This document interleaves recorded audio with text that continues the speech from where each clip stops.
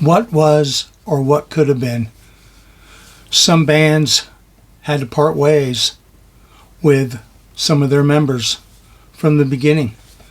Some of their founding members, some of their members that started their success, some of them that cemented their legacy.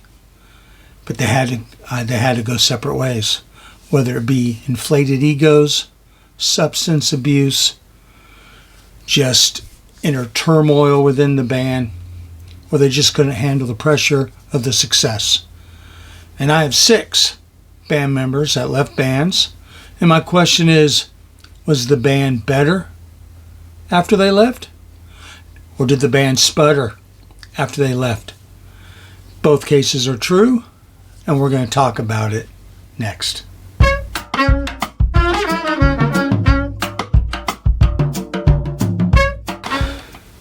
Hello, thank you so much for coming back.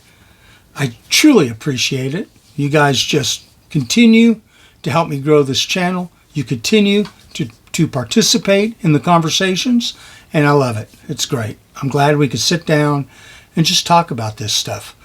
It's just stuff to talk about. It's not world-changing. It's not life-changing. It's just what goes on in the musical worlds that we grew up in. And I'm going to start with some band members that were fired and left bands that were successful or beginning to be successful or had plateaued, and them leaving kind of stammered their continued growth. Well, number 6 is a pretty obvious one.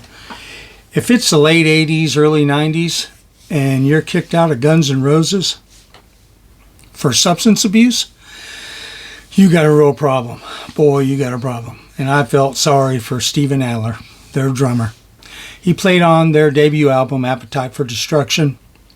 I've heard interviews where he's still living on the residuals from that album. Very successful. But he couldn't get it together.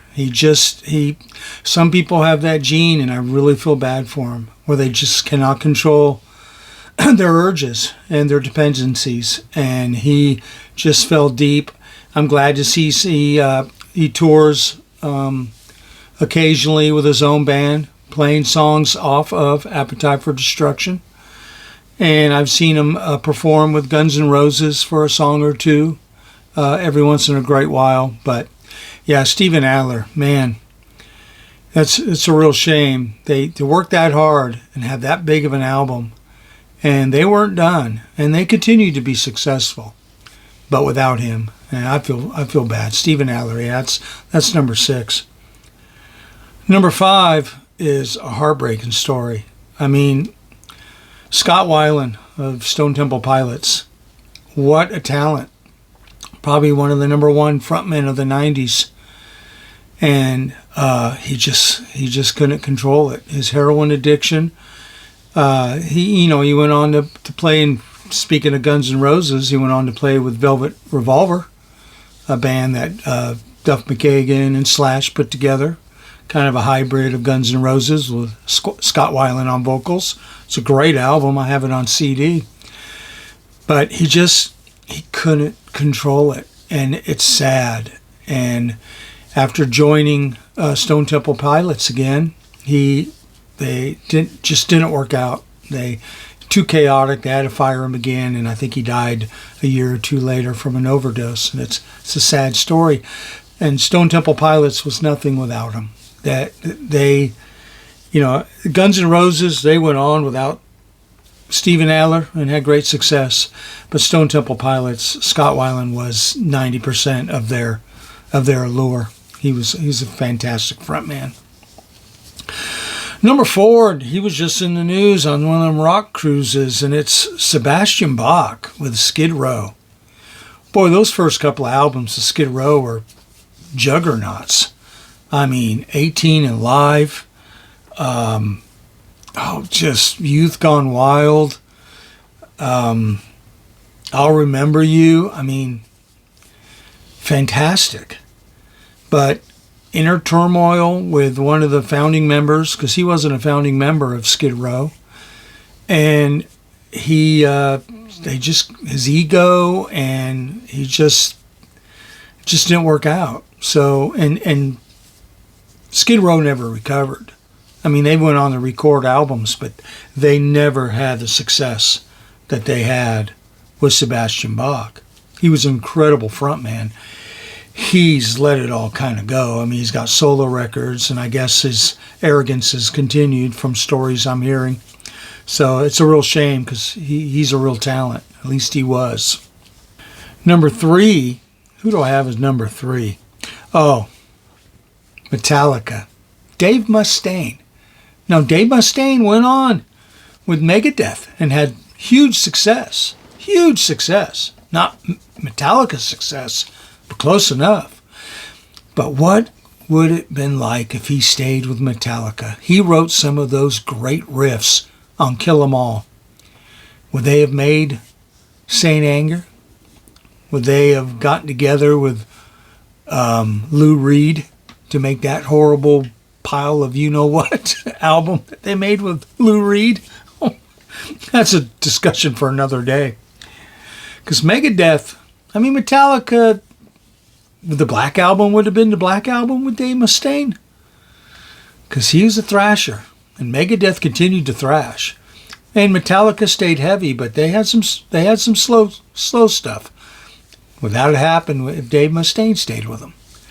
But that's a band where the guy that left, he continued to have great success, and the band continued to grow hugely and made big strides in their career. So unlike Skid Row, who stammered after Sebastian Bach left, when they fired Dave Mustaine because apparently he was an angry drunk and they couldn't handle it anymore, they continue to be very successful. Number 2 would have to be Pete Willis from Def Leppard. Pete Willis was a guitar player and a songwriter who wrote songs on Through the Night and High and Dry, which are 2 of my favorite Def Leppard albums and 2 of the hardest rockin' Def Leppard albums. But he had a drinking problem and they couldn't tolerate it anymore. He wouldn't show up to practices and he was drunk all the time. It started affecting his performances, so they had to let him go and replace him with Phil Collen, who's an incredible guitar player. But did that change their sound? He wrote a little bit differently to make him a little poppier, perhaps. But Pete Willis, I mean, they went on to be juggernauts through the 80s. And Pete Willis, he just couldn't control his drinking and really cost him some great opportunities. And number 1 is, no doubt this band was much more successful when they got rid of this person. But they were successful, and they were starting to be successful when they had him. And that's Iron Maiden, Paul Di'Anno. I love Paul Di'Anno. I love Iron Maiden, the debut record. I love Iron Maiden Killers. 2 of my favorite Iron Maiden albums.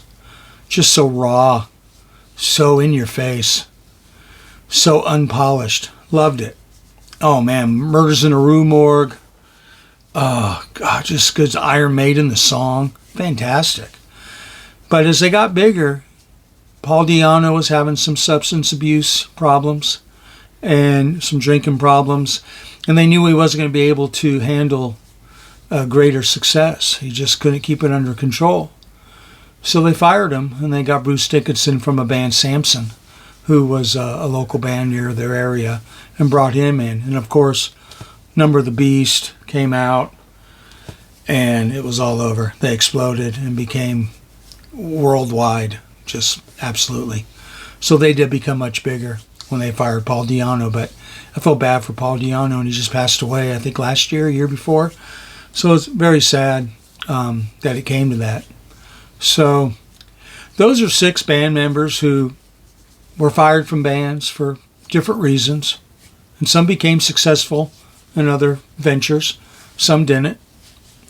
Some kind of just meandered around and treaded water. And some of the bands paid a price for firing them, and some didn't. So what are some band members you remember being fired from bands and the bands continue to flourish or continue not to flourish? Let me know in the comments. And until next time, please subscribe if you haven't. Click that notification so you know when I'm posting another one. And until next time, I appreciate your time so much, and I thank you so much for watching.